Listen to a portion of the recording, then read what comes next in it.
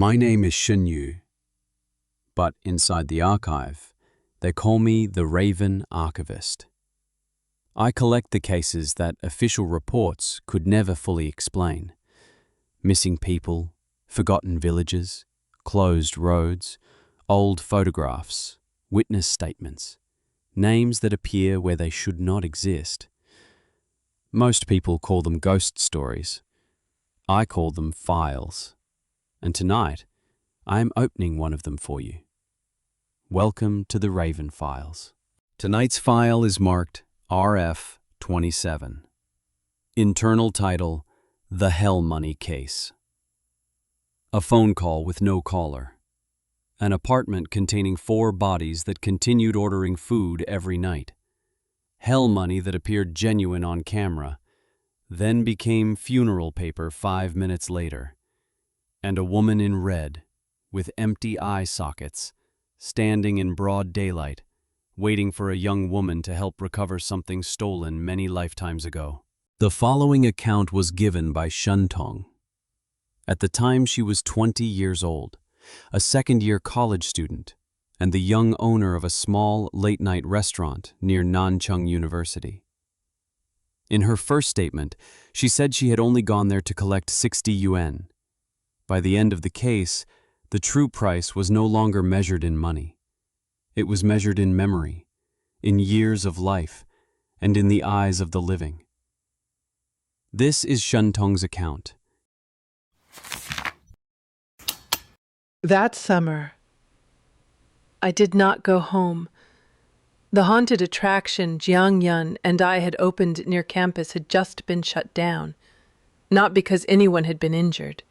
Parents had complained that our sets were so realistic their children could not sleep afterward. We renovated 3 times. We made the lights brighter, removed half the mannequins, cut the sound effects almost in half. The younger customers said it was no longer frightening. The adults said it had lost its atmosphere. So, in the end, we closed. Jiangyun took what was left of her money and went traveling.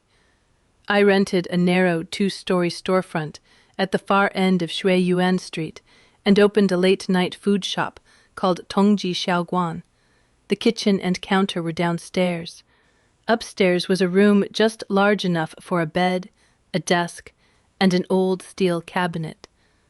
I sold fried noodles, fried rice, wontons, and a few simple snacks. It was not glamorous work, but money came in every day, and at least I did not have to sit there watching my savings disappear. Li Qiang worked the evening shift. He was a first-year student, thin, heavily nearsighted, and so careful that he checked every coin twice before giving change to a customer. So when he placed 3 sheets of hell money on the counter, I did not assume he had made a mistake. It was 12:27 a.m. Most of the signs along the food street had already gone dark. Outside the front window, streetlights reflected across wet pavement. Li Qiang stood at the counter with both hands wrapped tightly around an insulated delivery bag. "Tong," he said. The apartment at Chenhui Huayuan called again. "Room 604. He nodded. For 3 nights in a row, at exactly 12:30, the same male voice had called and ordered 4 portions of fried rice noodles. The total was 60 yuan. Each time, the customer handed Li Qiang a 100-yuan bill and told him to keep the change. But when he returned to the restaurant and balanced the register, the money had become funeral paper. The first 2 nights, Li Qiang thought someone had switched the bills while he was writing back. He covered the difference himself. On the 3rd night, he checked the bill outside the customer's door with a counterfeit pen. It had a watermark, a security strip. Even his handheld scanner identified it as genuine. But the moment he returned to the restaurant, it became a sheet of pale yellow paper printed with the words, "Bank of Heaven and Earth." "I recorded it," Li Qiang said. He handed me his phone. In the video, his hand held a normal 100-yuan bill beneath the apartment's stairwell light. The timestamp read 12:36. There were no cuts in the recording. At 12:41, he opened the same hand in front of the restaurant camera. A piece of hell money lay in his palm. I watched the video 3 times. What did the customer look like? I couldn't see clearly. They only opened the door a few inches. But the hand was cold. He hesitated, and I could hear people playing Mahjong inside. All 3 nights, yes. I looked at the 4 containers of noodles waiting beneath the heat lamp. Steam had clouded the clear lids. For just a moment, beneath the smell of hot oil, I caught something else. It was not incense. It was the smell of unburned gas. I told Li Qiang to close the restaurant, count the register, and return to his dorm. I would deliver the final order myself. He protested. I reminded him that if this was a scam, I needed to see how the money was being switched. And if it was something else? I was not going to keep sending a first-year student there alone. Before leaving, I sealed the 3 pieces of hell money in separate plastic bags and labeled each one with the date, time, and recipient. My mother had taught me that when I was young. When you encounter something you cannot explain, do not call it a ghost. Not yet. Preserve it as evidence first. My mother died before I was old enough to understand what kind of work she had done. She left behind a locked wooden box, a notebook with pages torn out, and 2 warnings I never forgot. Never accept anything from someone who casts no shadow, and if you enter a room with 4 people, but 5 chairs, never sit in the empty one. Chenhui Huayuan was less than 2 miles from the restaurant. It was an aging residential complex built in the late 1990s, with faded exterior walls and iron cages enclosing nearly every balcony. Building 3 stood at the rear of the property beside an abandoned lot. The gate camera was broken. The hallway lights flickered on and off. I took the stairs to the 6th floor.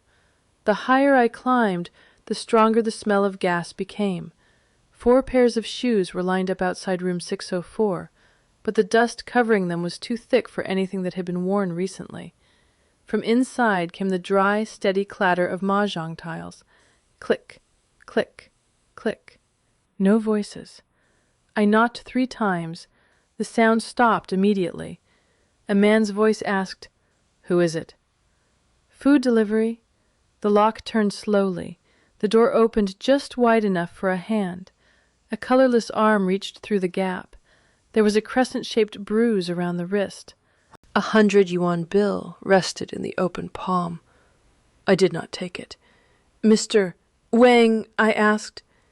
The person behind the door froze. The name on the order was Wang Xiaobao, but I had never identified myself, and the person inside had never confirmed who he was. The pale hand suddenly grabbed the delivery bag. I held on.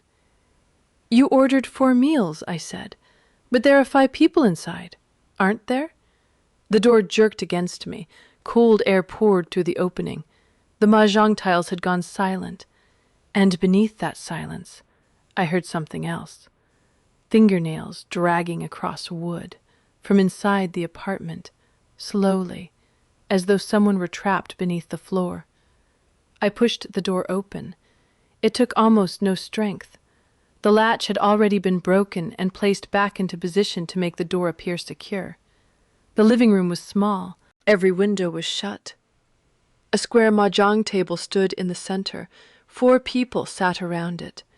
A woman in her 60s with curled hair, a bald man wearing an undershirt, a thin older man with glasses, and Wang Xiaobao, the heavy-set man who had opened the door, wearing a shirt marked by a dried stain of cooking oil.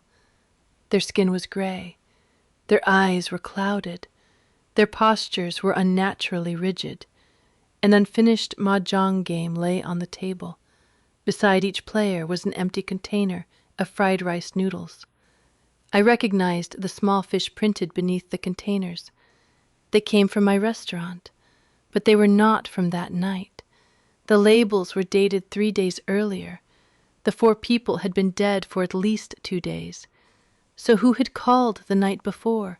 Who had taken the food from Li Qiang? And why was the phone beside the Mahjong table still glowing, showing an outgoing call to my restaurant at exactly 12:30 a.m.? Wang Xiaobao turned his head toward me. The joints in his neck made a dry cracking sound. "You're late," he said, but the voice did not come from his mouth. It came from the phone on the table. Then the door slammed shut behind me. The light went out. In the darkness, a woman laughed softly. "Now we have enough players." The lamp above the mahjong table came back on. The 4 dead players were still seated exactly where they had been, across from me. The empty chair now held a red cushion. I had not seen anyone place it there. The woman with curled hair introduced herself as Zhang Yuehe. The bald man was Xu Shangqing. The thin man with glasses was Lin Zhugen. And the heavyset man was Wang Xiaobao. They spoke like people waking from a long sleep. None of them admitted they were dead. Zhang Yuehe complained that I had dropped the food. Xu Shangqing wanted to know why the building had lost power. Lin Zhugen kept checking his watch and muttering that the meeting had to end before 1 o'clock. Only Wang Xiaobao seemed to understand that something was wrong. He did not look at me. He stared at the narrow gap beneath the kitchen door. "Don't let her in," he said. Who he did not answer. The mahjong tiles moved by themselves, arranging into 4 perfect walls. Zhang Yuehe placed one hand on the table. The skin around her fingers had already begun to shrink, but her voice struggled to remain ordinary. "Sit down. Play 1 round. I don't have time. If you don't play, you don't leave." Beyond the circle of light above the table, the darkness had become thick as ink. I tried the front door. The handle would not move. My phone had no signal. The window should have looked down onto the courtyard. Instead, there was nothing outside but a depthless black. This was no longer the real apartment. Not completely. I sat in the empty chair. "What are we betting?" Lin Zhugen watched me through his clouded glasses. "The living wager money. The dead wager time. I'm alive. Then you wager memory." I looked around the table. "And what are all of you putting up?" Wang Xiaobao answered. "The time we have left." It was a strange thing for a dead man to say. Dead people had no time left, unless something had trapped them here and convinced them there was still a portion of life they had not finished living. I did not agree immediately. I asked for the rules. Each person would play 1 hand. The winner could ask 1 question. The loser had to answer truthfully. If I lost 3 hands, I would forget why I had come. Then I would forget the road home. Then my own name. And when that happened, the 5th chair would have an owner. And if I win, you carry the truth out of this room. The tiles were dealt. During the first hand, I noticed something was wrong. Xu Shangqing always discarded the 9 of characters on his 7th turn. Zhang Yuehe touched her jade ring before every draw. Lin Zhugen looked toward the kitchen whenever the pipes vibrated. Wang Xiaobao never discarded a white dragon, even when he held 3 of them. They were not truly playing. They were repeating the movements they had made on their final night. The game was only a memory, bent out of shape. I slowed my turns and disrupted the rhythm. On the 7th draw, Xu Shangqing still discarded the 9 of characters, even though the tile had not been in his hand. It appeared between his fingers as though something unseen had inserted it there. I won the first hand with a small, ordinary combination. My question was for Wang Xiaobao, who ordered the 4 meals. He stared at the phone. "I did. After you died," his face twitched. "I don't know." Zhang Yuehe slammed both palms against the table. "Stop asking questions like that. We're alive." The scratching beneath the floor returned, closer this time. The second hand began. I noticed a mark scratched into the back of one of Wang Xiaobao's white dragons. It was shaped like an eye. Every time the tile touched the table, the room darkened for half a second. I discarded a white dragon. Wang Xiaobao snatched it up. The moment his fingers closed around it, the room changed. The four of them were alive again, sitting in the same positions. The clock read 11:48 p.m. There was no food on the table. A thick envelope lay in front of Lin Zhugen. Inside were photographs of a burned villa and copies of an insurance file. Xu Shangqing said, "A short circuit cannot happen that way. Someone bypassed the breaker." Zhang Yuehe answered, "The wife came to see me. She had bruises around her wrist. She said her husband was worshipping something in the basement." Wang Xiaobao took a brass key from his pocket. "Tomorrow, we take everything to the police." Then the doorbell rang. A delivery worker in a black cap stood outside, holding 4 containers of noodles. None of them had placed an order. The vision collapsed. I won the second hand. "Who was the delivery worker?" I asked Zhang Yuehe. She clutched her head. Panic twisted her face. There was no face. "What do you mean, under the cap? There was no face. Only 2 eyes. What did the eyes look like?" She looked directly at me. "Like yours." The room grew colder. During the third hand, I did not try to win quickly. I needed to extend the memory. I kept discarding tiles that forced them to break their usual order, pushing the loop until it exposed moments I had not yet seen. On the 13th turn, Lin Zhugen dropped an east wind. A burned hand reached from beneath the table and picked it up. He began to cry. I promised I would get the girl out. What girl? Lin Bohao's daughter. At the sound of that name, all 4 bodies raised their heads. The table lamp flickered. A woman's voice came from the kitchen. "You must not speak his name." I declared Mahjong immediately. It was not luck. I had realized the tiles did not obey probability. They responded to memory. Every time someone mentioned Lin Bohao, the green dragons changed into red dragons for less than a second. I had held 3 red dragons and waited. When his name was spoken, the final tile appeared. I won. The dead fell silent. I asked my third question. "What did Lin Bohao do to you?" Zhu Xiangqing opened his mouth, but the only sound that came out was gas hissing through a pipe. Lin Zhugen clutched his throat. Zhang Yuehe stared toward the kitchen. Wang Xiaobao tried to stand and pointed beneath the table. "The key," he said. "Don't give it to the woman in red." The mahjong table split down the center. Long, wet strands of hair rose through the crack. A woman's hand with no fingernails gripped the broken edge. Then came a white face. Where the eyes should have been, there were only 2 deep, empty hollows. All 4 dead players recoiled. The woman in red, she had not entered through the kitchen. She had been beneath the table from the beginning. "You won," she said to me. "Take me outside." I did not answer. I reached beneath the table. A brass key had been taped to the underside. Beside it was a small memory card sealed inside a waterproof pouch. I took both. The woman in red tilted her head. "Give me the key." Wang Xiaobao screamed. "Don't!" I closed my hand around the key and backed toward the door. "Who are you, Liu Sanyang? What are you to Lin Bohao?" Her empty sockets turned toward me. "He has my eyes." The room began to shake. The smell of gas became suffocating. All 4 dead players collapsed over the table, returning to motionless bodies. The door behind me flew open. I ran into the hallway. When I looked back, room 604 was filled with harsh white light. The tiles no longer moved. There was no endless darkness outside the window. Only 4 bodies, already beginning to stiffen, seated around a dusty mahjong table. The wall clock read 12:43. I had been inside for 13 minutes, but my phone showed that nearly 2 hours had passed.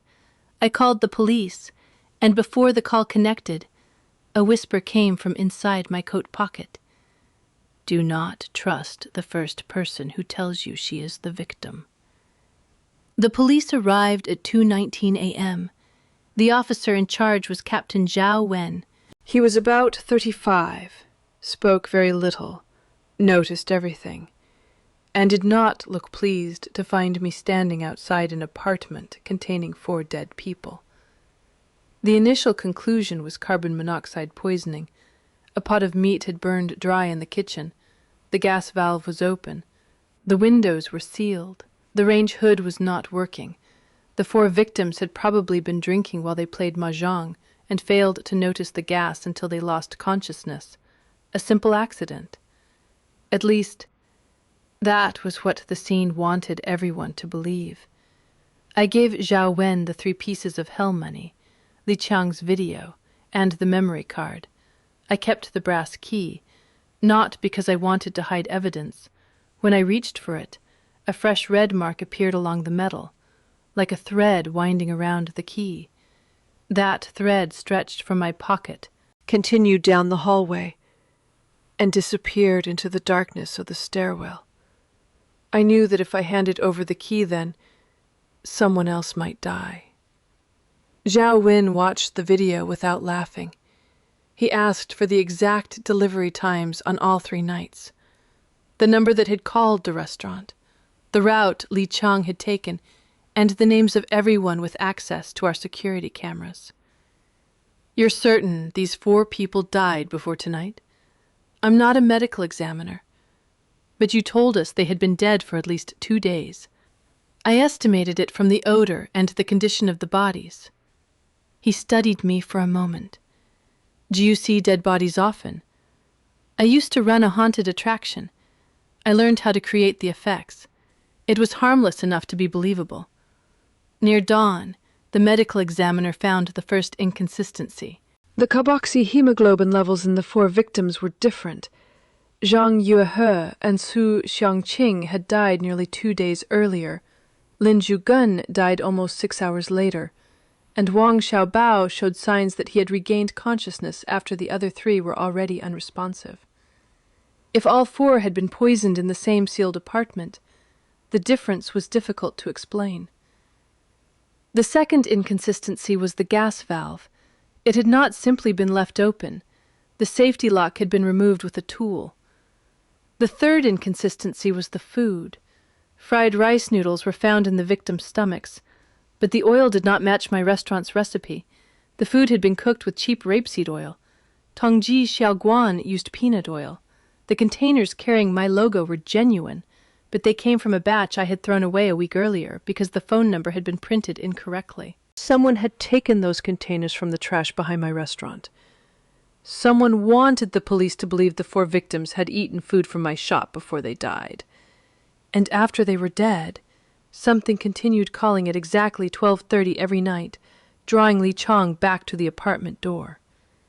When I left the station, Zhao Wen stopped me. The memory card is encrypted, he said. Technical division will need time. Do you know Lin Bohao?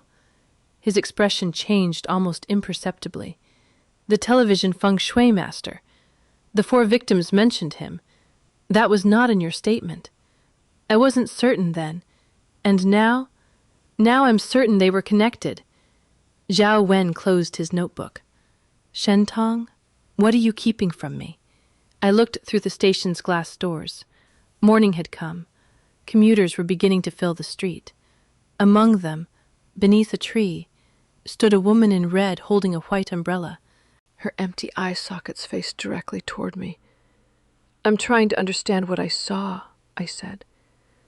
Zhao Wen followed my gaze. He saw nothing. Give me 1 day, I said. I'll bring you something you can put into an official case file. You are not an investigator. Then consider me a witness trying to remember. He did not agree.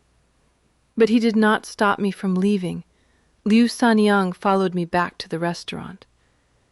She never came too close. Every 10 yards, the red dress appeared beneath an awning, behind a utility pole, or in the reflection of a bus window. Adults did not see her. Dogs lowered their tails. Crying children suddenly went silent. The 4 ghosts from room 604 followed as well. They were weaker, sometimes visible, sometimes not. Zhang Yuehe kept asking where her daughter was. Xu Xiangqing wanted to know whether police had found the screwdriver in his pocket. Lin Zhugen remembered only that he had once worked for an insurance company. Wang Xiaobao said nothing. Every few minutes, he looked toward Liu Sanyang with fear. I took them upstairs and drew 4 small circles in the corners of the room with diluted cinnabar to stabilize their spirits. You have to remember what happened that night, I said. Zhang Yuehe shook her head. Every time I try, I hear a woman singing. What song? She hummed a single line.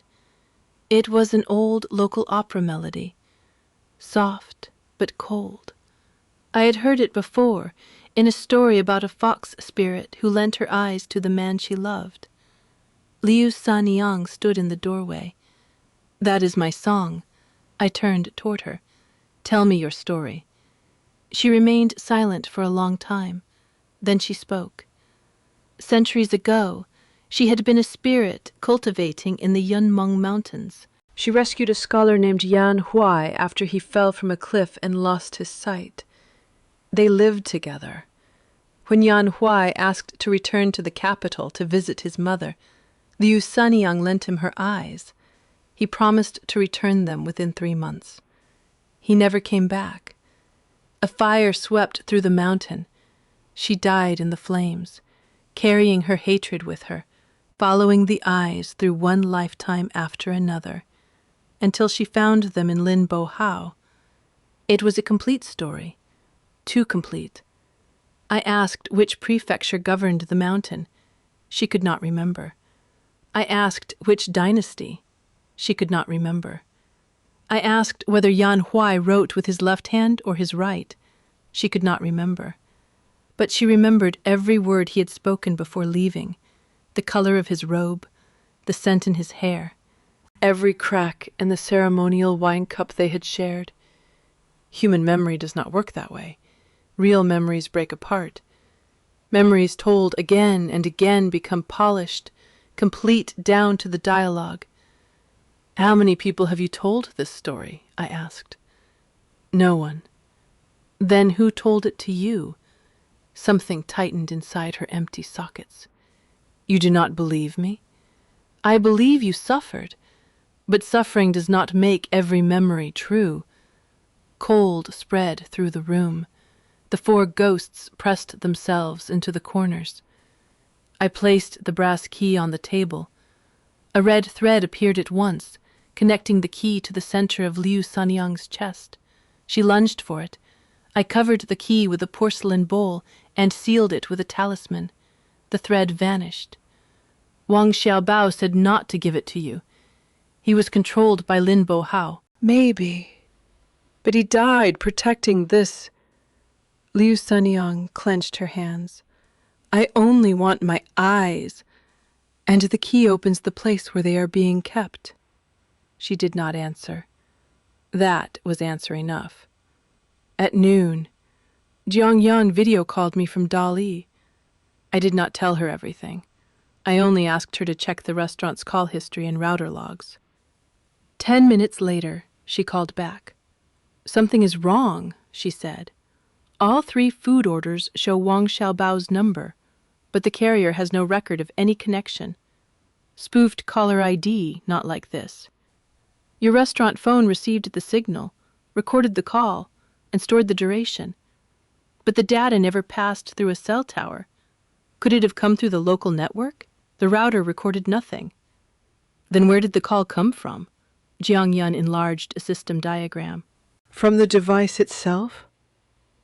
I said nothing. You mean the phone called itself? No. The operating system logged the event as a live call. But the data looks more like an audio file created inside the phone's memory.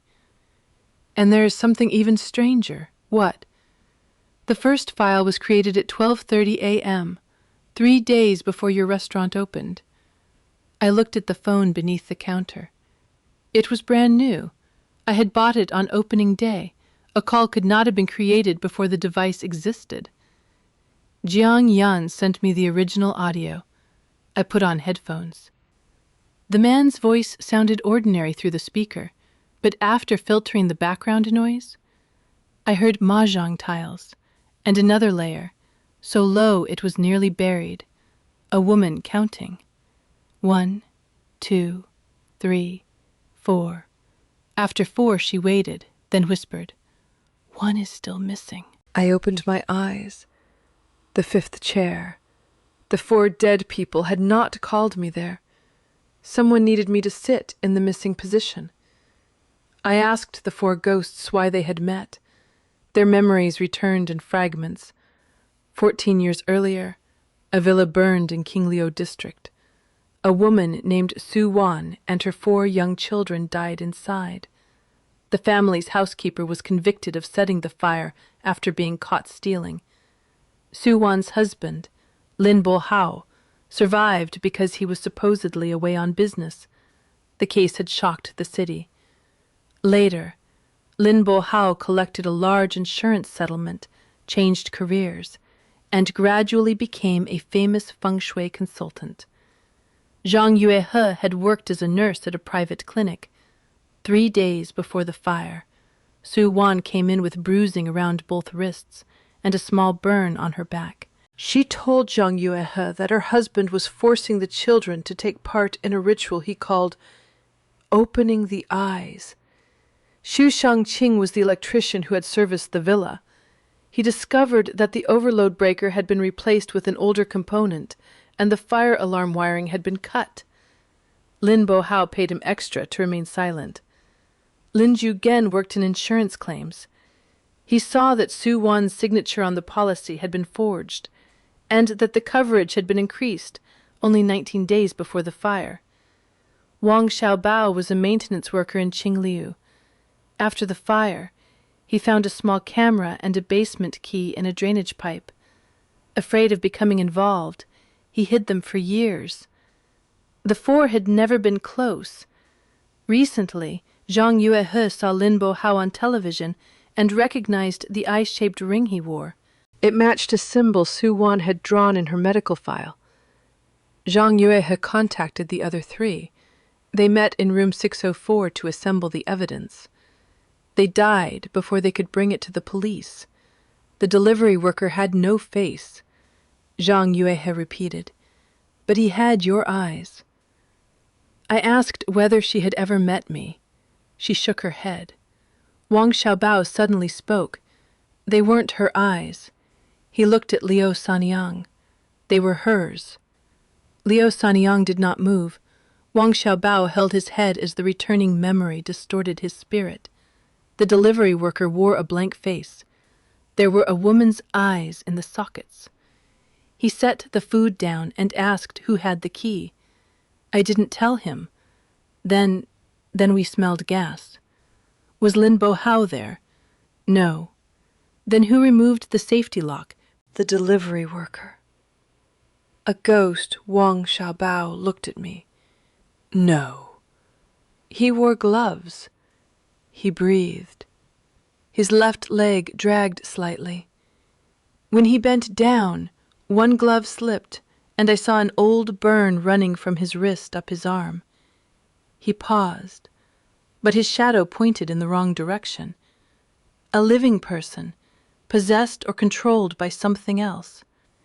I called Xiao Wen and told him about the connection between the 4 victims and the Qingliu fire.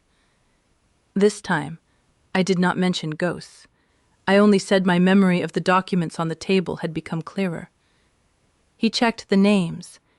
2 hours later, he called back. Part of what you said is correct. Zhang Yuehe worked at the clinic that treated Su Wan. Xu Xiangqing repaired electrical systems in Qingliu. Lin Zhugen processed the insurance claim. Wang Xiaobao worked maintenance there. Are 4 coincidences enough to form a pattern? Not yet. But they are enough to reopen a file. What about the memory card?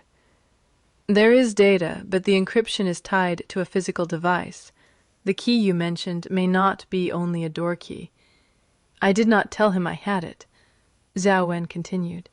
We checked cameras around Chenhui Huayuan on the night of the murders. A delivery scooter entered at 11:52. The license plate was false. The rider wore a cap and mask. Could you see the eyes? No. But the person was about 5 feet 7 inches, narrow shoulders, and dragged the left leg. A gas station camera 2 blocks away caught him removing one glove.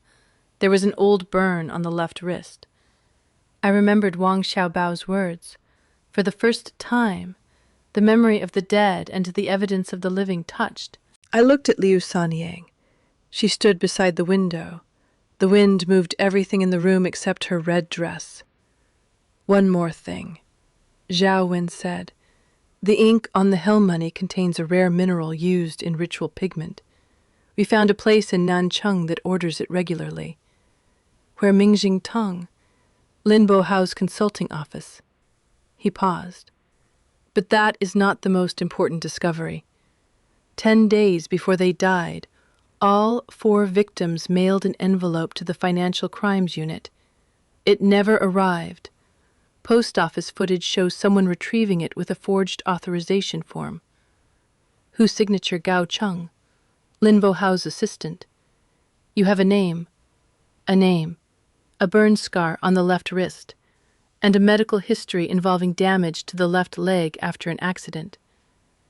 Zhao Wen's voice stayed flat. I don't have to believe in ghosts to know he is lying. That was when I understood. Zhao Wen was not following my trail. He was taking a different path, colder, slower, but it led to the same door. Mahjong Tong occupied the 18th floor of a commercial tower downtown. The sign outside advertised traditional cultural consulting, corporate feng shui, and spatial planning. Appointments had to be booked months in advance. I did not make an appointment. I went as a food delivery driver. That afternoon, one of Linbo Hao's assistants called my restaurant and ordered a bowl of plain rice porridge. The caller requested that the owner deliver it personally. He knew my name. I understood the invitation. The 18th floor was unnaturally quiet. The office was finished in dark wood and carried only the faintest trace of incense. Photographs of Linbo Hao with business leaders, entertainers, and local officials covered the walls. He was about 50. His hair was neatly combed. He wore thin-framed glasses. His eyes were bright, calm, and gave the uncomfortable impression that he could see through the person sitting across from him. On his right index finger was a silver ring shaped like a closed eye. Shen Tong, he said, at last. You ordered porridge? No. The person who wanted to see you did. He looked toward the empty chair beside him. Liu Sanyang stood there. She had not followed me. I had left her at the restaurant beneath 3 layers of ceiling talismans. And yet she was inside Linbo Hao's office. Or the thing standing there had never been her. Linbo Hao invited me to sit. She told you I stole her eyes. I never told her who you were. You didn't need to. That story has been told for more than a century. He opened a drawer and removed an old script. The cover read, The woman in red demands her eyes. Every detail matched Liu Sanyang's account. The mountain spirit, the blind scholar, the promise to return the eyes after 3 months, the fire, the woman in red returning for revenge. In the margin of the final page, someone had written in red ink, A role exists only while it is called by the correct name. Change the name, and you change the fate. Erase the name, and the role returns to the empty place. Beneath it was another line someone had tried to scrape away. Do not allow the actor to carry the role beyond the stage. This play was preserved by the Liu Family Theatre Company near the end of the Qing dynasty. Linbo Hao said, the central character was called Liu Sanyang. I looked toward the red figure beside the chair. So she is not the woman in the story. She is something created by the story. You're saying a theatrical role became a ghost? Not the role alone. For more than a century, thousands watched the play. Hundreds of actresses inhabited the part. Countless betrayed women poured their own suffering into the character. The emotion accumulated until it formed a spirit. He glanced toward Liu Sanyang. She has no memories of her own, so she uses the plot as her past. She has no eyes because in every version of the story, the eyes are taken. And your eyes, Lin Bo Hao removed his glasses. Inside each iris, 2 narrow rings of light glowed like coins. They do not belong to her. Then who do they belong to? He smiled. That is the correct question. I set the porridge on his desk. The 4 people in room 604 died because they were investigating you. I know. Did you kill them? No. The hell money came from Mingjing Tong. Many people purchased that pigment. The delivery worker had Liu Sanyang's eyes because it borrowed her appearance. What did Lin Bo Hao looked directly at me? The thing searching for you. The figure in red turned its head. For the first time, pupils appeared inside its empty sockets. They were my eyes. Lin Bo Hao spoke slowly.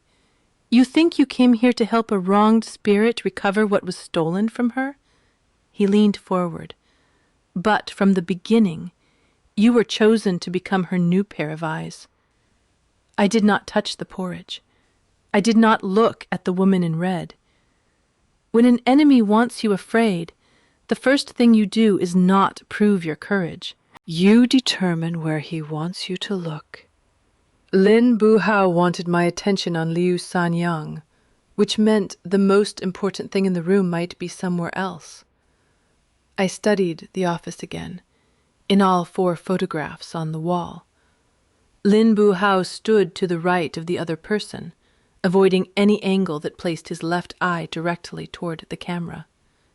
The wooden clock behind him was exactly 13 minutes slow. There were 5 teacups on the table, although only 2 living people were present. And in the glass of the bookcase, Lin Bu Hao's reflection was not wearing the eye-shaped ring. The ring I saw was not really on his hand. It was part of the disguise. You are not Lin Bu Hao, I said. His smile stopped. What makes you think that Lin Bu Hao injured his right arm in the Qingliu fire? Old newspaper photographs show bandages from wrist to elbow. A burn like that would have left a scar. Your arm is clean. He turned his hand palm down. Surgery removes scars. It does not remove habit. In 3 old interviews, Lin Bo Hao held his teacup with his left hand because the right thumb had contracted. You opened the lid with your right. The atmosphere shifted. The red figure beside me blurred. I continued. You know the Liu Sanyang story.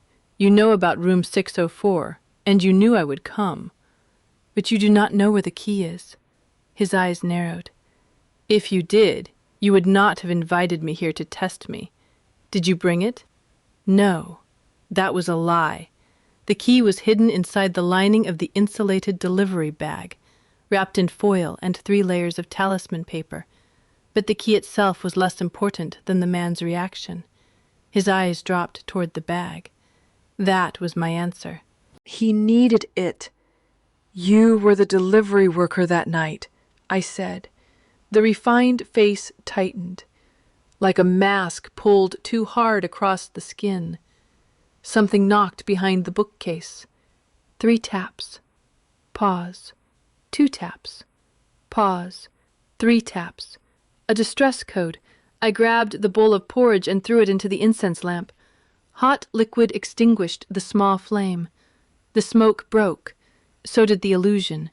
The man in front of me was not Lin Bo Hao. He was younger, perhaps 35, with hollow cheeks and dark circles beneath his eyes. A tattoo of a stitched shut eye marked his throat. The woman in red disappeared. In her place was a paper effigy in a red dress pasted to the back of the chair. Your name, I asked. He sprang to his feet. I pulled the tablecloth. All 5 teacups fell.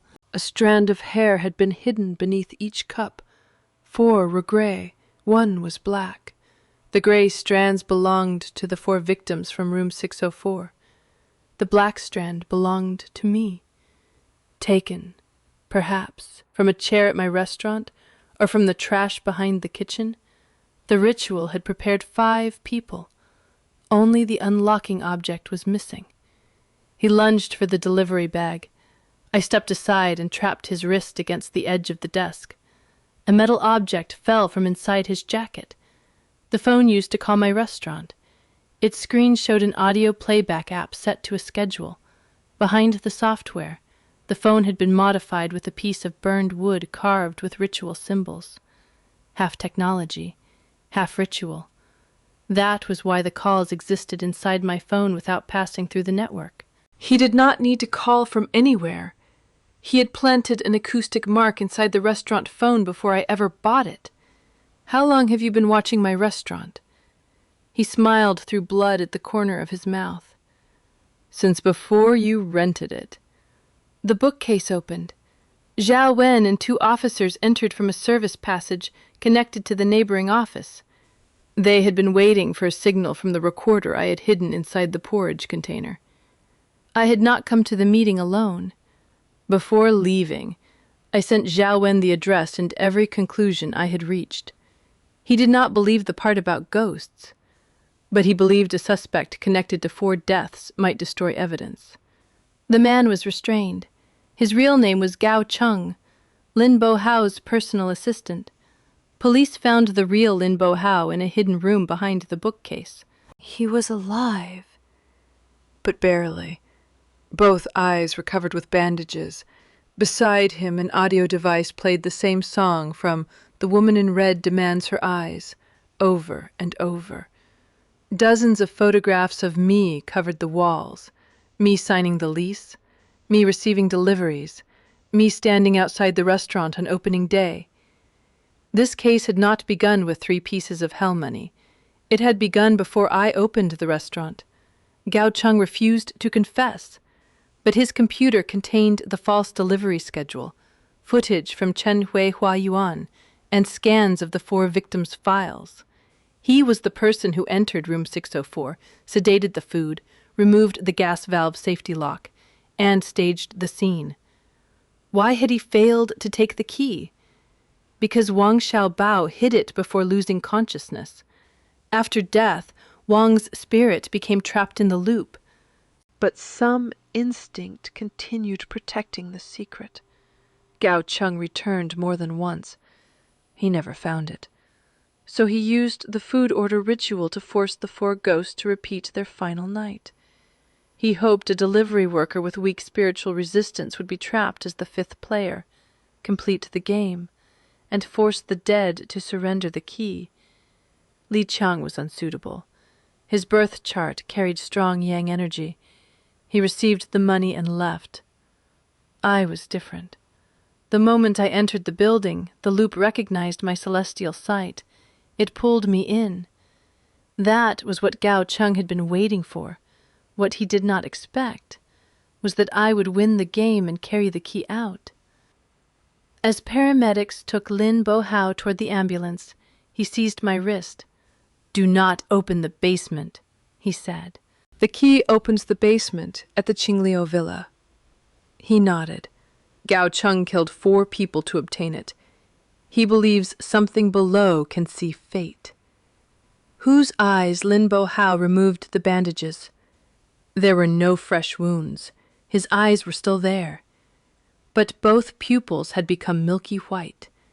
The eyes of the thing that taught me how to see. The Qingliu Villa had been sealed after the fire, then transferred through a series of shell companies. Its final owner was a cultural foundation connected to Mingjing Tong. The police obtained a search warrant.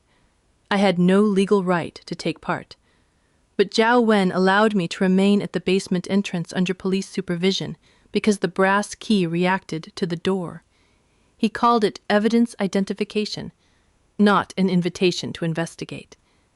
The basement entrance was hidden behind a false wall beneath the stairs. Wang Xiaobao's key fit the brass lock perfectly. When the door opened, the smell of old ash rolled out. Once the area was secured, I was allowed to step inside long enough to identify the objects connected to the key. There was no treasure inside, no priceless ritual object, only a small theater, a low stage, red curtains, 2 rows of seats covered in dust.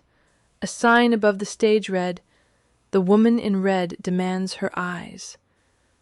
The walls displayed photographs of actresses who had played Liu Sanyang across many generations. Some photographs had yellowed with age, some were black and white, a few were modern digital prints. Every actress had been cut out at the eyes. At the far end of the room stood 5 white porcelain urns. Forensic testing confirmed they contained portions of the remains of Su Wan and her 4 children. The fire had not completely destroyed their bodies. Lin Bo Hao secretly removed part of the ashes, placed them in the basement, and used them in the ritual. Beneath the stage, police found written records. There was enough evidence to reopen the case. Lin Bo Hao had not personally set the fire, but he was the one who decided the ritual would continue. At the time, Gao Cheng was 20 years old and had been recruited by a group studying forbidden practices. They wanted to create a spirit capable of seeing the branching paths of human fate. Lin Bo Hao gave them access to the basement. He supplied personal belongings from his wife and children. Months earlier, he had purchased life insurance on all of them. He was not an innocent man drawn into something he did not understand. He knowingly wagered his family for the power to see the future. Su Wan discovered that the villa's sensors had been incorporated into the ritual. She cut the wiring to break the formation and planned to take the children away that night. Lin Bo Hao called Gao Cheng. He ordered him to lock the stairwell, disable the fire alarms, and keep Su Wan and the children inside until the ritual was complete. Gao Cheng started the fire. Lin Bo Hao stood outside and listened to his wife pounding on the door. A spare key was in his pocket. He did not use it. Afterward, Lin Bo Hao bribed witnesses, paid people to alter reports, and forced the housekeeper to accept blame by threatening her family. He collected the insurance money. He built a career on predictions taken from the ritual, and Gao Cheng became the man who handled every dirty task behind him. Gao Cheng was the hand that killed them, but Lin Bo Hao was the will behind that hand. The ritual failed. It did not create eyes capable of seeing the future. It created Liu Sanyang, or, more precisely, an entity wearing Liu Sanyang's memories. It needed a story in order to exist, so it chose the play repeated inside that room. It needed a victim whose grief it could inhabit, so it absorbed the suffering of Su Wan and her children. It needed a betrayer, so it placed Lin Bo Hao's face into the role of Yan Huai. From that day forward, Lin Bo Hao believed the woman in red was hunting him for her eyes. He trapped the entity inside the 5 urns and used the spirits of his own wife and children as the lock. Gao Cheng wanted to release it. He believed that if he found someone with celestial sight to serve as a vessel, Liu Sanyang would gain real eyes and serve him. I was the chosen vessel.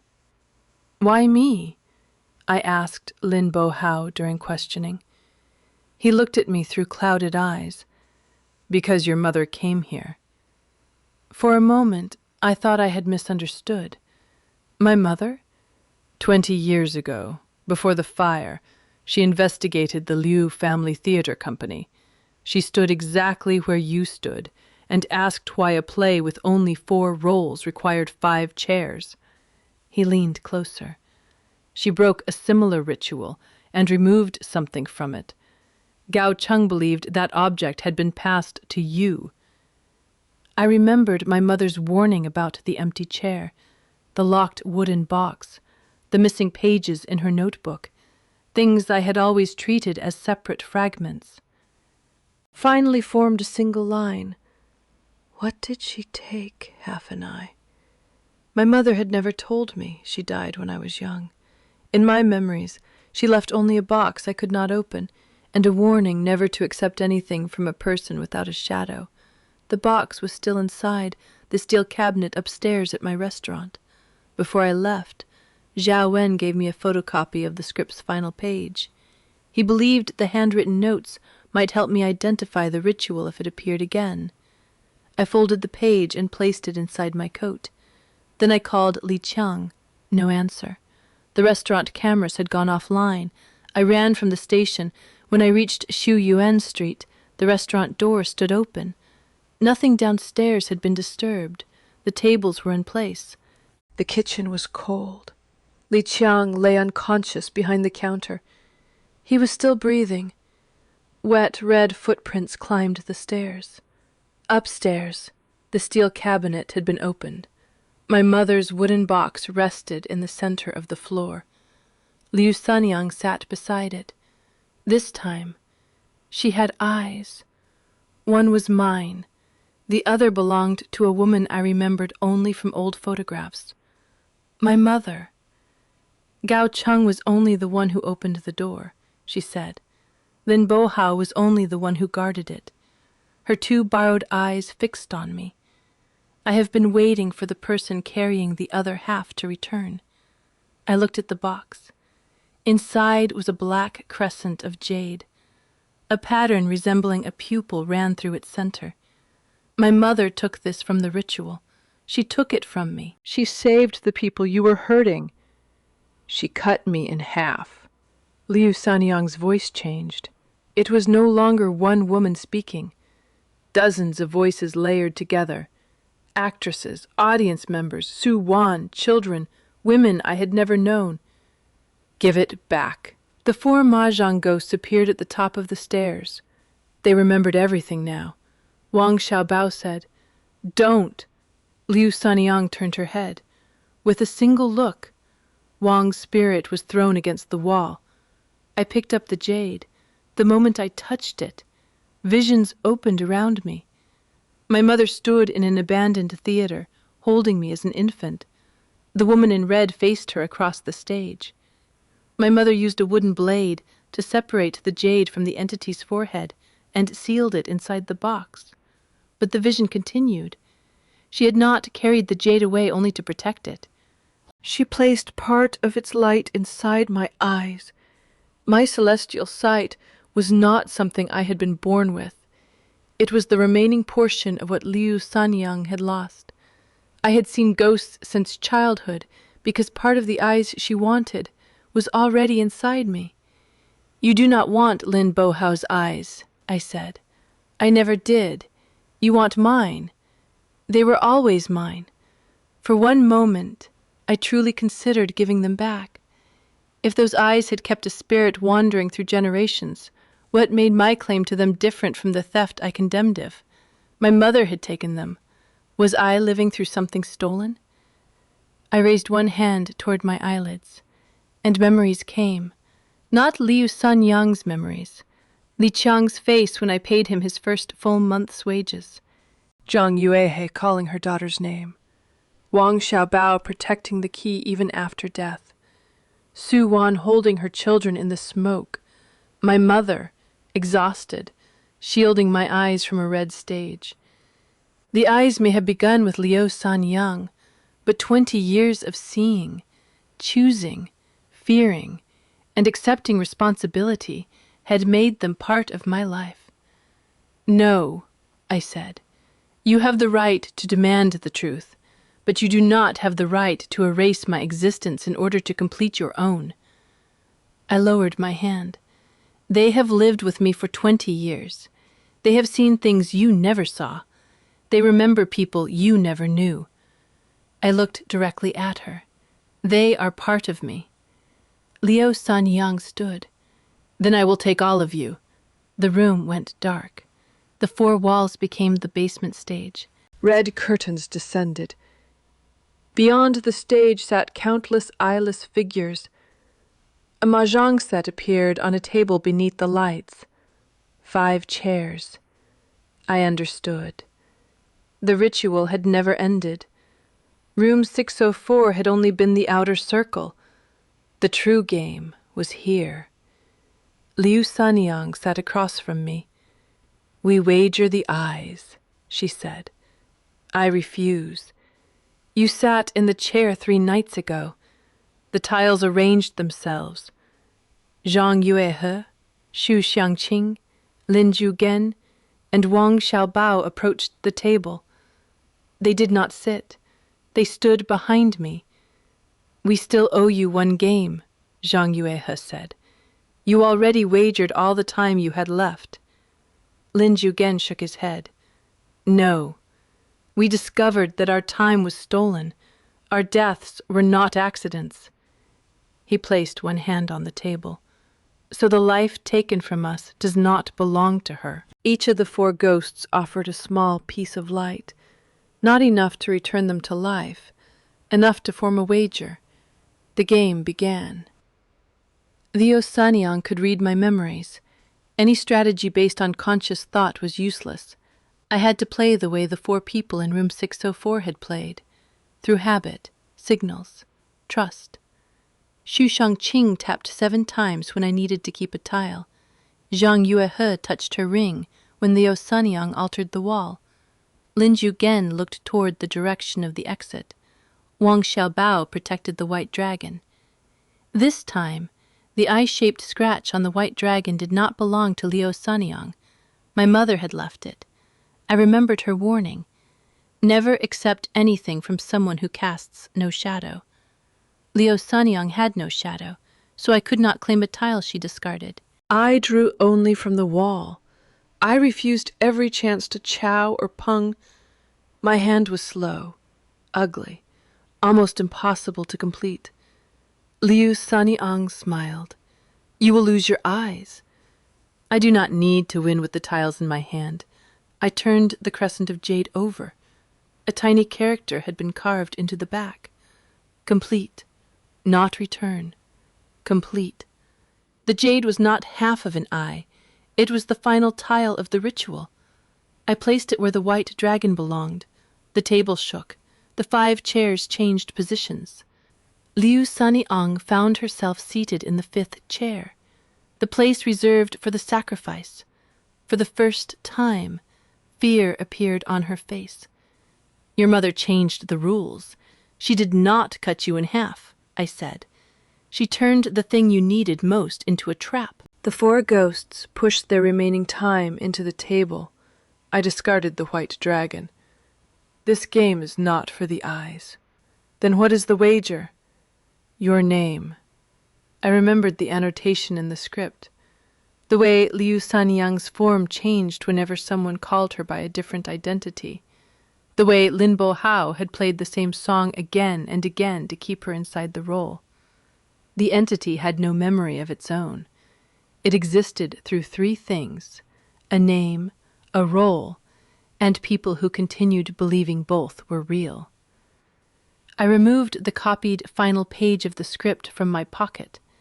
Zhao Wen had preserved it as evidence. The name Liu Sanyang had been written in red ink. I placed the page beneath the white dragon. You are not Liu Sanyang. The stage curtains shook violently. I crossed out the name. You are not Su Wan. The audience seats cracked. I wrote the real names of Su Wan and her 4 children, returning each memory to its rightful owner. You are not every woman who was betrayed. The face beneath the red veil changed again and again. You are only an empty place that stole their pain for a past, the name of a role for an identity, and another person's eyes for a future. I pushed forward the final tile. Change the name and you change the fate. Erase the name and the role returns to the empty place. My voice stayed steady. This is not a rule I invented. I looked into her borrowed eyes. It is the rule that created you. All 4 ghosts declared together Mahjong. White light exploded across the stage. The woman in red broke into thousands of pieces of opera paper. A different line of dialogue was written on every fragment. They burned without flame, turning to ash around us. Before disappearing, she looked at me through my mother's eyes. You believe you won? I know I still do not understand everything. The one who called you there was not me. Then she was gone. The stage disappeared.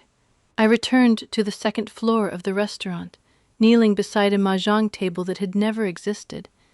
The jade had split into 5 pieces inside my hand. The 4 ghosts stood near the door. Their forms were clearer now. Zhang Yuehe smiled. "Can we leave this time?" "I think so." Xu Shangqing asked whether the police had found enough evidence. They did, Lin Zhugen sighed. He said he had been afraid for 14 years and had finally done one thing right. Wang Xiaobao looked at me. What about the phone call? I had no answer. They disappeared one by one as dawn approached. 4 mahjong tiles remained on the floor. East, south, west, north. There was no white dragon. Gao Cheng was charged with 4 murders at Chenhui Huayuan, along with multiple related offenses. The evidence chain completed by Zhao Wen included footage of the vehicle with false plates, tool marks on the gas valve, fingerprints inside the discarded food container storage area, device data used to generate the calls, the stolen complaint letter, and financial transfers from Lin Bo Hao. Lin Bo Hao's confession was only the final link. It was not the foundation of the case. The Qingliu fire was reinvestigated. The housekeeper convicted years earlier was formally cleared. She had already died in prison 6 years before. Her family received an official apology, but no apology can return stolen time. Lin Bo Hao was indicted and detained for conspiracy to commit murder, obstruction of justice, insurance fraud, and coercing another person to accept blame. He did not live to stand trial. 3 weeks later, Lin Bo Hao died in the hospital from multiple organ failure before his death. He repeatedly said a woman was standing at the foot of his bed, asking to borrow his eyes. The police did not include that statement in the final report. Li Qiang regained consciousness. He remembered nothing except hearing the restaurant phone ring at 12:30 a.m. Afterward, he asked to move to the morning shift. I closed the restaurant for 1 week. I repaired the steel cabinet and replaced the entire phone system. When Jiang Yan returned, she listened to everything and asked only one question. Then who planted the acoustic mark inside the phone before you bought it? Gao Cheng said he had received the modification diagram and ritual instructions from an anonymous account. The account existed for 13 minutes, then deleted itself. Police never identified the sender. I checked the phone store. The security video from the day I bought the device still existed. It showed me selecting a factory-sealed box from the shelf. No one opened it in front of me. But at 2:07 p.m., the footage vanished for exactly 13 seconds. When the image returned, the phone box had shifted roughly 2 inches from its original position. No employee remembered touching it. 3 days later, an unmarked package was left outside Shen Yu's archive. Inside was a copy of file RF27, even though the file number had not yet been assigned, and my statement was not yet complete. The final page contained a photograph of room 604 on the night all 4 victims were still alive. Zhang Yuehe, Xu Xiangqing, Lin Zhugen, Wang Xiaobao, and a 5th person. Me, in the photograph. I sat with my back to the camera, wearing the same clothes I would wear when I delivered the food 3 days later. One sentence was written on the back. The first game ends when the chosen player believes she has won. Shen Yu examined the paper, the ink, and the original negative. There was no evidence of alteration. The photograph had been created before the night I entered room 604. I asked whether he saw anything else unusual. He did not answer immediately. Then Shen Yu placed the photograph beneath a lamp. 5 people were seated at the table. 6 shadows lay across the floor. The 6th shadow did not belong to anyone in the room. It stood directly behind my chair. The following night, at 12:30 a.m., the new restaurant phone rang. There was no caller ID. I did not answer.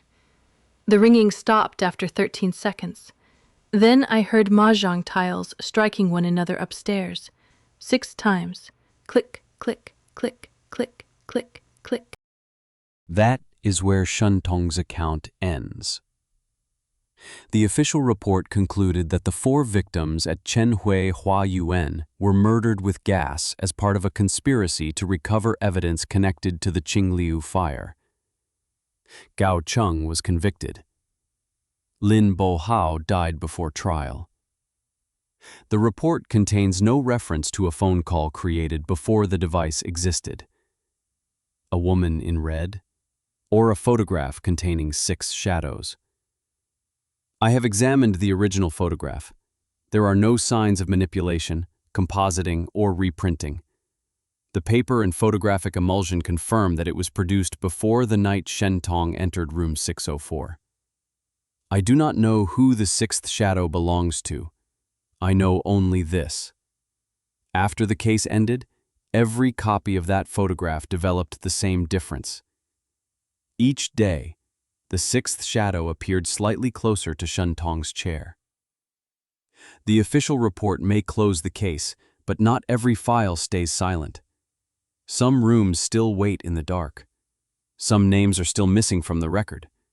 And some witnesses never truly leave the places that remember them. If another file is found, if another voice comes forward, I will open the archive again.